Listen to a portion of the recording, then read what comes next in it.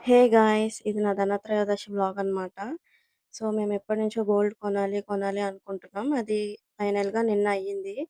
And అన్‌ఎక్స్‌పెక్టెడ్‌గా నిన్న Dhanatrayodashi. And మేము ఇన్నేళ్లుగా ఏ రోజు ధనత్రయోదశి రోజు గోల్డ్ కొనలేదు. బట్ నిన్నైతే అయ్యింది ఎందుకో.